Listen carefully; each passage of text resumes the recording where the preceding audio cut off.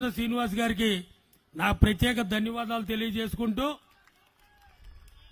మన యువ నాయకుడు నారా లోకేష్ గారిని ప్రసంగించవలసిందిగా కోరుకుంటున్నాను.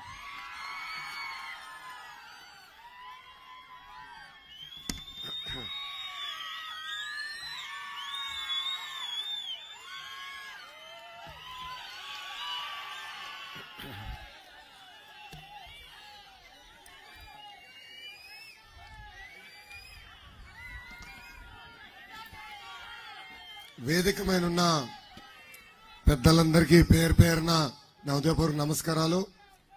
ఈరోజు విశాఖపట్నం ఈస్ట్ లో ఈ శంకరావం కార్యక్రమానికి విచ్చేసిన తెలుగుదేశం పార్టీ కార్యకర్తలకి, జన సైనికులకి, ప్రజలందరికీ నా ఉదయపూర్వక నమస్కారాలు.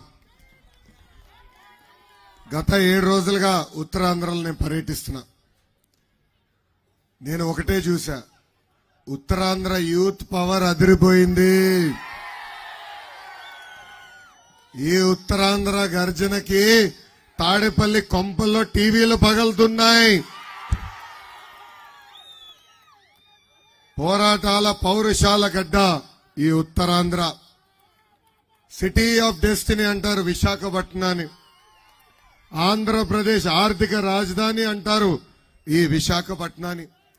బాబు గారు ముఖ్యమంత్రిగా ఉన్నప్పుడు విశాఖపట్నాన్ని జాబ్ క్యాపిటల్ ఆఫ్ ఇండియాగా చేస్తే, ఈ ప్రభుత్వం అధికారంలోకి వచ్చిన తర్వాత గంజాయి క్యాపిటల్ ఆఫ్ ఇండియాగా ఈ రోజు మార్చింది.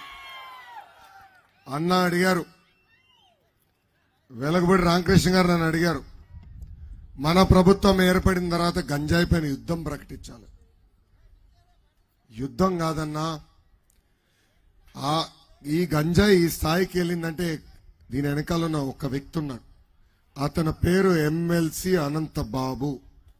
తూర్పుగోదావరి జిల్లాలో అతను గంజాయి ప్రోత్సహించి అతనే గంజాయి డిస్ట్రిబ్యూషన్ ఆంధ్ర రాష్ట్రంలో మొత్తం సెట్ చేసి జీవితాలే నాశనం చేస్తున్నాడు. ఇక్కడున్న అక్క చెల్లెళ్ళు, పెద్దమ్మ, చిన్నమ్మలకి నేను ఒక విషయం చెప్పదలుచుకున్నా, గంజాయి విషయం. అమ్మా, నేను యువగలం పాదయాత్రలో చంద్రగిరి నియోజకవర్గంలో నడిచినప్పుడు ఒక తల్లి వచ్చి కలిసింది. లంచ్కి మేము ఆగినప్పుడు, భోజనానికి మేము ఆగినప్పుడు ఆమె వచ్చి నన్ను కలిసి, నేను లోకేష్ బాబు గారితో 1-on-1 మాట్లాడాలి, మీడియా మిత్రులు ఎవరు ఉండకూడదని కోరింది. అప్పుడు ఆమెతో కూర్చుని మాడినప్పుడు ఆమె చెప్పింది, ఆమెకి 3 కూతురు ఉన్నారు. పెద్ద కూతురు 10th క్లాస్ చదువుతుంది. ఆ కూతుర్ని గంజాయికి బానిసలు చేసి శారీరకంగా వాడుకున్నారు అక్కడున్న వైకాపా నాయకులు.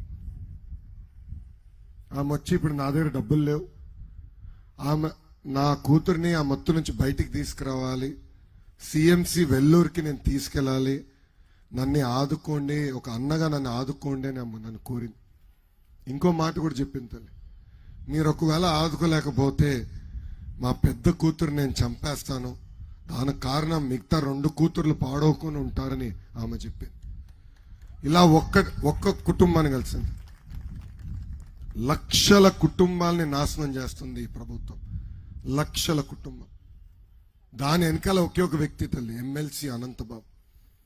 అతను గంజాయి మత్తులో అతని దళిత డ్రైవర్ సుబ్రహ్మణ్యాన్ని అతి కిరాతకంగా కొట్టి చంపేసి శవాన్ని డోర్ డెలివరీ చేశాడు.